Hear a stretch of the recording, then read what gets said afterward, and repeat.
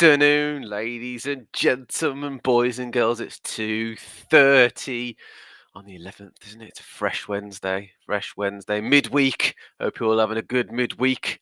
Coming towards the end of the day for some of you guys. Otherwise, you're all still at work and may hopefully check out this video a bit later this evening when you're back. This part 14. I've done 14 parts. Exactly, all Fantasy Premier League. We're game week 16 coming up on the weekend on Saturday. Looking forward to it. Looking forward to the Manchester derby. That's the big one. That's the one that stands out, isn't it, really? And without further ado, let's share screen so I can see exactly what I've been doing and what's occurring in the background too. Right, here you go. Take a look at that beauty. So there we go. Fantasy Premier League. We're all things football, Fantasy Premier League, of course, we are FPL. And we're going to have a look at form players going into game week 16. Players that you guys should target, not me, because I've got problems in terms of restrictions on the budget side of things. For me, it's all about Dragusin and Kwanzaa and what I'm going to do with those two going forwards. But for you guys, let's have a look at the fixtures and the form players to bring in. So we had a look at the part 13 this morning at 10 a.m. about the fixtures coming up. Now, the players for those particular games, in my opinion, you should be looking at, we'll go over right now. Arsenal versus Everton. So that one, defender-wise, I believe Gabriel is still out. I saw a report earlier saying that Timber and Partey were back for the match against Monaco. The Champions League game for Arsenal. So Timber fans, I'm sure you're very happy right now, owners. He should be okay, if not for tonight's match against Monaco for Saturday against Everton. So good news that is on the injury front. But against Everton, I think you should be looking at the simple players, really, the obvious ones that stand out. Saliba, if Gabriel is still out, is a threat from set pieces, and Arsenal are set piece kings, even though they're not winning every single match, and obviously they drew against Fulham. Saliba did score. He scored 2 and 2. Now I think he's benefiting from Gabriel being out. He's playing that sort of position, that attacking defender in the box. So Saliba's a man to watch. As for the rest of the team, really, I think we'll just about get a clean sheet. I'm not sure. It's a tricky one because Everton are in form. If it wasn't for their postponed match, we would have seen a little bit more of an understanding, a pattern. They played, obviously, would have played Liverpool, Merseyside derby at Goodison last weekend, but it's postponed. So it'd be interesting to see how Everton do against Arsenal. Big test. I still think Arsenal will win. Clean sheet, I hope. I do have David Raya, obviously, in my team. So from a defensive perspective, he's gone up to 5.6 now. So he's the same price as Jurriën Timber, who's a defender alternative. So yeah, I think so players to sort of target would be definitely Saliba from the defence, and everywhere else, possibly if you've already got them in the team, start them. Simple as that. For Everton, a lot of people are looking at Ashley Young, aren't they? He's done quite well in the last few weeks. Not sure that's going to carry on, but hey, jump on the bandwagon if you want to for now. I think they're going to concede. I don't think Ashley Young is going to do much of this match, to be honest with you, despite being a really good veteran as he is. I think if there's going to be any kind of goals in this match, I think O'Neill's going to be involved. And probably, do you know what? I'm going to make a comment here, and I think people might disagree with this one. Calvert-Lewin, keep an eye on him. I think he's one to watch for Everton. Liverpool, Fulham, Salah, straight off the bat, rolls off the tongue, doesn't it? That captaincy. Salah against Fulham is a definite. I think a lot of people are going to be captaining Salah. I especially will be after Saka's slight disappointment against Fulham. Would have got me a goal, possibly even the bonus points if it wasn't for the Martinelli offside. I actually think Saka's going to do well against Everton, but I just fancy Salah just because you've got to stick with stick with your gut instinct. Your gut instinct tells me that Salah's going to score at least a goal against Fulham. Eyes also in this game on Trent if he plays. I think Trent Alexander-Arnold will do something as well. And a big thing about the Liverpool team is if Alisson, he played against Girona last night, so I think he's going to be in between the sticks against Fulham, and that'll make a huge difference to the clean sheets options. I think that Gomez will do all right for me as well. I've got Gomez in my team, so Salah's the man to watch. If Fulham do anything against Liverpool, the two players to obviously keep an eye on. Iwobi's the informed man, isn't he, at the moment for Fulham? He definitely is. Him and sort of Anthony Robinson are the two sort of great players on that side. And then Smith Rowe, we talk about Smith Rowe. Maybe I'm a bit Arsenal biased here, him being an ex-Arsenal player, but I do like Smith Rowe. I think he knits things together quite nicely for Fulham. So I think he's the man to watch alongside Iwobi. Newcastle, Leicester. Isak, everyone's all over Isak, aren't they? He's a great player. I think Isak and Gordon will do a job on this one. Maybe a clean sheet. Maybe. I've spoke about Lewis Hall. He looks like he might even go up in price at some point in the next few days, if the predictors to be believed. Not sure, but I think that definitely keep an eye on the four players. Isak and Gordon are the to go to guys, aren't they? Really, for Leicester, Vardy's gone up in price, hasn't he? And I guess there's a reason for that. Whether he scores against Newcastle or does much against them, not sure really. I do like Bonuate. Is it Bonuate, the guy on loan from Fulham? Get the teams right, AJ, from Brighton. The guy on loan from Brighton. I think he's a good player, and he's got the occasional assist for Leicester, so I think he'll be involved. Him and Vardy, potentially. So Boate and Vardy, if anything happens for Leicester. Defensively, don't touch them, I'm afraid, against Newcastle. Wolves, Ipswich, big game. I can see goals, maybe only one for Ipswich and maybe one or two for Wolves in this game. I think Cunha's going to come alive in this one. Against a team in the lower half of the division. I think he's going to do something in this match, and I think maybe Strand Larsen. So watch those two for Wolves. For Ipswich, I like Leif Davis. I think he's a really, really, really good fullback, and I reckon if they end up getting relegated, I think he'll be looked at by a couple of the teams, especially sort of mid-table downwards in the Prem. I think Leif Davis might be snapped up, or at least possibility for those guys. And then there's Delap, obviously, for Ipswich. If anything's going to happen, it's going to come through him. Forward-wise, goals-wise, definitely. Forest versus Aston Villa. There's one word straight away, or one name that comes out, doesn't it, really, with Forest? It's Wood, Chris Wood. Speak about him a lot. Great player, scored a lot of goals. I think he's the man to watch. 110% for Forest. Keep an eye on him, definitely. Alongside Gibbs White, who's done quite well. Back in the team. I think he got a red card in that match, and his form sort of dipped, but he's back again. He got a goal. I think he got a goal and assist in his last match, from what I remember. Yeah, there you go. Goal and assist, definitely one to watch. I don't think it's clean sheets, I'm afraid. Milinkovic owners and Murillo owners, Aina owners, and I don't know who plays on the left now for you guys. Is Nico Williams? Is it Alex Moreno? Who knows? But either way, no clean sheet, I'm afraid, against a Villa team that are semi-flying right now. Aston Villa, Watkins, or Duran. It's a tricky one now, isn't it? Saying that, those two names in the same sentence, Watkins or Duran, would never have been the case, would it? Watkins was the main man for a long time, so keep an eye definitely on one of those two. Whichever. McGinn scored during the week as well, didn't he, against Leipzig?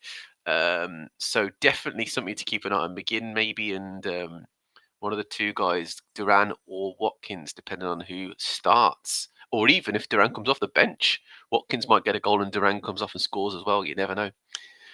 Brighton, Crystal Palace on the Sunday. Interesting one, actually, this one. Crystal Palace are a good side. They're solid normally. They know what they're doing defensively. Glasner's got them sort of playing how they previously did in the past sort of Crystal Palace teams. Munoz, if you're going to go defensive, is the only option for this one in defensive-wise for me. And that's purely because of his attacking output, really. Very good, very creative. Good finisher as well for Crystal Palace, oddly enough, being a sort of defendery player or sort of offensive defender. So definitely keep an eye on him. I'm not sure if Eze's back. If he is, then that's the creative flair back in the team. I'm a little bit disappointed by Ismail Assar. I thought he'd do a lot more. He's come in as sort of Elise, Zaha's replacement, doesn't he, really, to play on that wing or that sort of attacking position. Mateta started the season slowly, but he's slowly coming to the fore. So obviously Crystal Palace attacking side of things is Munoz, Eze if he's playing, and Mateta. Those are the three. Brighton's an interesting one because they've got an array of attacking players, haven't they, really? Up front, you've got essentially, João Pedro plays there, doesn't he, really? Alongside Welbeck, Mitoma's on one side. Normally my man Rutter's on the other side. Fingers crossed he is also on Sunday. But they do have bench players like Minter and some other players who can come on and do some damage. And this is, one of those things. I think you look at this match and you see that I don't think there's going to be a clean sheet. Although I will say this, oddly enough, Dunk is a man to watch. I know a man I've been talking about for weeks. I think he could sneak a goal, cheeky goal against Crystal Palace. But otherwise, offensive-wise, it's the obvious guys, isn't it? Mitoma, Welbeck, João Pedro. Keep an eye on those guys against Crystal Palace. Man City versus Manchester United. What a match that's going to be at Sunday. That's the go-to game, isn't it, this weekend, I think. Man City at home, 4:30 kickoff. I think they're going to win it. I don't think they're going to keep a clean sheet. I think United are capable of scoring against them. But the obvious player for this one, I think everyone talks about him. He's a man who I think he'll slowly come back into form again, and that's Erling Haaland, isn't it? It is. He's going to score. I can feel it already against United. He's going to score against them. I think De Bruyne is going to be heavily involved. And I know I'm talking cliche players. Obviously, AJ, come on. These two players are the best players pretty much for City at the moment. So, yes, I see those two being involved. I also see a bit of an input from Guardiola as well. I just picture it, call me Mystic Meg. But I think Guardiola might be involved a little bit in this match as well. So yeah, keep an eye on that one. But otherwise, the main two, Haaland and De Bruyne, I think might get a goal each. Otherwise, they'll be involved with each other, whether it's assists or goals either side. Man United, I can see them scoring. Can't see them winning, unfortunately. So therefore, if you've got a defender, your Mazraoui, Yoro, Martinez, De Ligt, Onana. Afraid it's going to be a no clean sheet jobby, in my opinion. Doesn't matter how they play, I just see City scoring. So you're looking at a possible 2-pointer from that. Amad Diallo, I don't think it's going to assist, and I think it's going to throw a bit of a spanner in the works for people who've brought him in this week because of his great form. No, I can't see him doing. Maybe if Rashford plays, I think he might punish City a little bit with his pace, and I think that Amarin might actually bring him in for that reason. Højlund, if he starts, I think could be involved and potentially a goal scorer and assist for Rashford. So either. I do think Fernandes is going to be heavily involved. I think he's going to make it really heated. Fernandes is a bit petulant sometimes, and I can see Bruno doing something in this match, sort of almost up in the crowd and getting them up for it in that sense. But it is at City's ground, and I see a City win. Chelsea, Brentford, the inform players of Chelsea at the moment is the obvious man. Is it Cole Palmer? Cold Palmer. He is superb. But I will say this though about Cole Palmer. I would like to know, and I'm going to break down this stat probably before Friday's 10 o'clock episode or 2:30 episode, whichever one. And I want to know how many goals that Cole Palmer scored from the penalty spot, because that will give us an indication of where we are with Cole Palmer. He's a superb player. There's no two words about it. I know people say, "Oh, he does this. He's got the movement. He's got the pace. He's got everything. He's got the touch. He's got the finish." But I'm going to have a look at the history of Cole Palmer and see how many penalties he scored versus open play, because I think his penalty goals are a lot higher, which means that unless Chelsea get a penalty, how involved is Cole Palmer in that match? Jackson, on the other hand, is my man. He hasn't done much in a couple of game weeks, so I'm hoping for movement, finishes, goals from him in this game. Enzo Fernandez has had a big influx of transfers, hasn't he, because of his form and his change in form. I don't think he's going to score. Maybe he will against Brentford. It's difficult to sort of tell. I think he's going to be involved. Maybe an assist from Enzo, but I don't think he's going to score in this game. And it's not going to put doubt, but it's going to make people go, "Oh, I brought him in this week, and he's got me 2 points or 3 points or whatever." But yeah, I think you're looking really essentially at Cole Palmer for this one. I do think there's going to be a couple of goals, maybe 2 or 3. I think that Cole Palmer, and I'm fingers crossed that Jackson gets in on the act as well. Brentford, if you've got any chance of winning, it's only basically 2 players, isn't it, really? Visa and Mbuemo. Yes, I think they will score. Yes, I think it will be Mbuemo to get it, annoyingly. I do think that Risa will be involved in some form, maybe winning the penalty or assisting the person who wins the penalty. I want him to score. I could do with it being a nice high scoring game so that Risa's involved in the action. But I see this being no clean sheets for either team in this one. I think Chelsea are going to concede, and I think Brentford are going to concede a few as well. So, sorry, Brentford defenders, and anyone who owns Brentford defenders, you are not getting a clean sheet against Chelsea. Southampton versus Spurs. I see a potential clean sheet for Spurs in this one. It sounds sad, but I'm hoping that Romero's out injured, so I get Dragosine starting and playing. We'll know more tomorrow when they've got their match against Rangers. They're starting 11, and it details from Ange about the extent of the injury to Romero. I'm also interested to see what the status is of Brennan Johnson. I haven't read up on him since the match, so I'm hoping he's okay, because he came off on the 50-odd minute, didn't he, against Chelsea? So I'm hoping it's nothing too serious, or that he's at least back, because I see him being amongst the goals. I really do, against Southampton, possibly 2 or 3 in this game for Spurs. Southampton, if you've got any chance of scoring, there's a man like Archer you look at really for those guys, don't you? But I just don't see you even getting a goal, I'm afraid. And I do see possibly the end of Russell Martin soon as well, very, very soon. Unfortunately, there's enough managers out there that can take over potentially. So Spurs win. And then we've got the match on Monday, haven't we? Another Monday fixture for West Ham, Bournemouth versus West Ham. Ivan Nielsen is the man to look at, isn't he, for Bournemouth? Defensively, they're looking okay, but they're still conceding. Huijsen's been mentioned, the centre half. Hutchinson, I can't pronounce his name, but either way, that man, I can't see him getting a clean sheet first and foremost against West Ham. I don't think he's going to score neither, despite them being at home. I see Ivan Nielsen involved in this one, and maybe Tavernier. So those two guys are ones to watch for me. As for West Ham, the two obvious, Bowen and Kudus, who I think will combine to maybe get a goal back or a goal or so for West Ham, but I still see a Bournemouth win in that match. That may seal the fate of Lopetegui, by the way. We might see the end of Lopetegui by the end of Monday, 16th of December. So keep an eye on that. So the form players right this second, really quickly to go over. Kelleher, not for long. Allison's in, I'm afraid. So from the goalkeeper perspective, Kelleher aside, Flecken is the man. Henderson's in form. Raya's a little bit behind him. Pickford's got a match this weekend against Arsenal. Aris Bagala, who's the Bournemouth. Or should have just said Kepa, shouldn't I? Onana, not this weekend. Clean sheet. Sells, probably not. Maybe get some save points. So against Villa. Martinez, again, similar, probably not, but get some save points against Forest. Muric for Ipswich. Ortega Moreno. It'd be interesting to see if he's now first choice ahead of Edison, who's been benched. Fabianski, I'm happy that he's playing, but he might be kicked to the bench, if West Ham change managers. So, and then Areola comes back in. So, yeah, those are the form goalkeepers that you see there. Then we'll have a look at the defence really quickly. So Saliba's a man to go to if you want an Arsenal defender. If you've got the cash as well, I don't.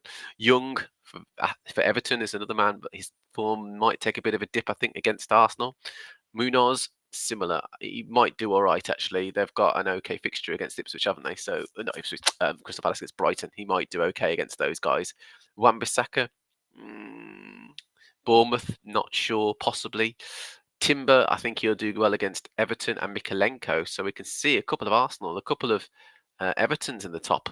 Interesting. Midfield wise, Salah's obviously right at the top and captaincy choice this week. I think for a lot of people, Palmer's the next one in line as a captaincy choice. Saka, people might be willing to give him another go. I'm not, unfortunately, against Everton. Sade is the man, Brentford wise, go to, but I don't think he's going to start. Enzo, the informed man for Chelsea alongside Palmer. I don't think he's going to score. Iwobi maybe against Liverpool if they're going to do anything against the guys Fulham. Cliver possibly against West Ham maybe on the Monday. Ahmed Diallo and Rashford is a no against maybe Rashford perhaps, but Ahmed Diallo no against Man City. I don't think. Maddison might do something. Yeah, he could come into the fray. He could get in amongst the goals alongside Solanke and Johnson and Son. Nice combination. That's a good set of players. That you get those players firing. Technically speaking, Tottenham should be a really, really solid team, but they're not. They're Spursy.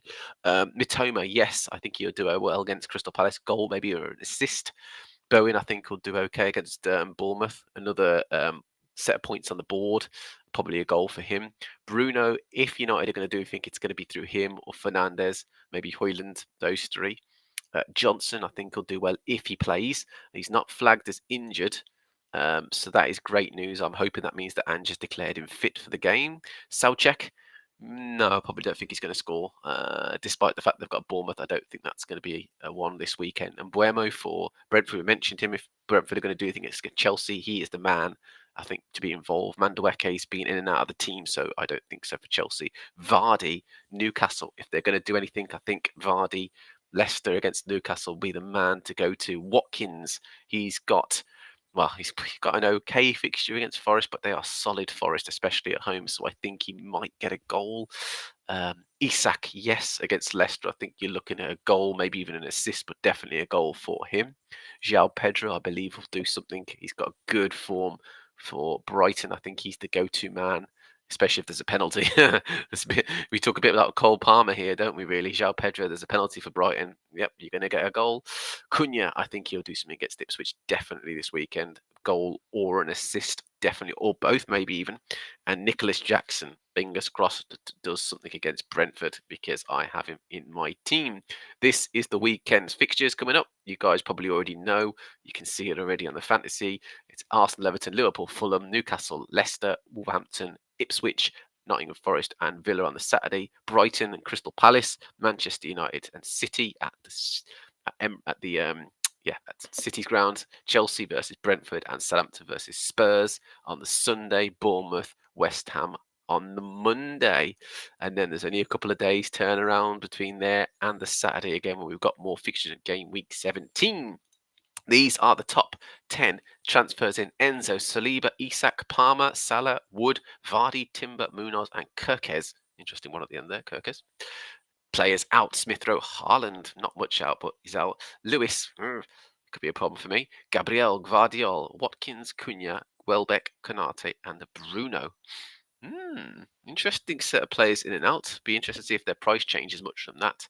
And as you guys know, and I've already seen, there's only a couple of players due to change tonight, and that is those players. There you go. So you've seen all the form players there. I will show you guys on Friday morning or afternoon. Do a 10 o'clock or a 2:30 show. I do both.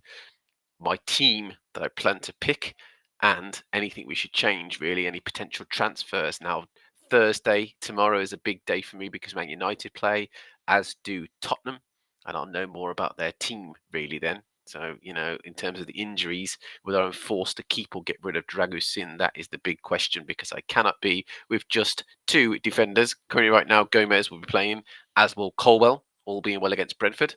And that leaves me with a third defender slot because Lewis is suspended. Grr, don't get me started. Not well. I might have been forced to play him against Man United. Dragusin ends up being benched for Romero, but yeah, Lewis is unfortunately out of the Manchester derby, and I don't think he was going to keep a clean sheet anyway, especially on this history. But he might have done well, forward wise. So that is something to discuss on Friday. As always, guys, I'm on the socials. I'm on Facebook, AJP85-channel. I'm on X, AJ1985p.